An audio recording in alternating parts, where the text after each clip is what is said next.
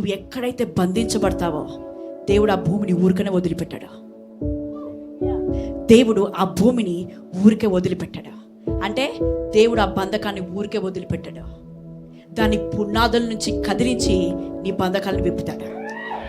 దేవుడు నీ బంధకాలని చూడడు, నువ్వు బంధించి పెట్టిన ప్రాంగణాన్ని కూడా దేవుడు దృష్టిస్తాడు. నువ్వు బంధించబడ్డ ప్రాంగణం కూడా దేవునికి వెరీ ఇంపార్టెంట్. నీ శరీరంలో నీ అవయవంలోకి అనారోగ్యం వచ్చిందా, దేవుడు అనారోగ్యాన్ని చూడడు, నీ అవయవాన్ని కూడా చూస్తాడు.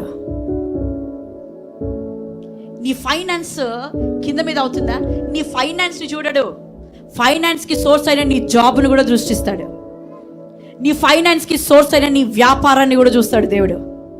వాడు ఫైనాన్స్నే బంధిస్తాడు, దేవుడు ఫైనాన్స్తో పాటు నీ సోర్స్ని కూడా దృష్టిస్తాడు. పౌలు శీలల యొక్క బంధకాలనే దేవుడు విప్పలే, వాళ్ళు బంధించబడ్డ భూమిని కూడా చూస్తున్నాడు దేవుడు.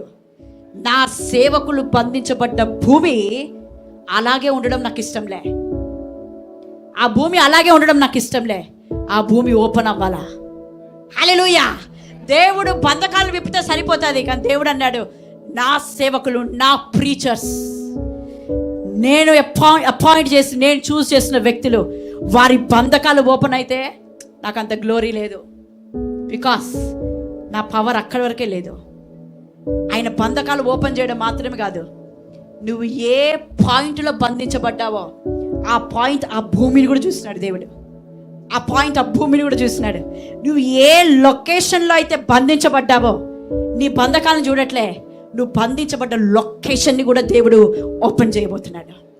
ఓ హల్లెలూయా.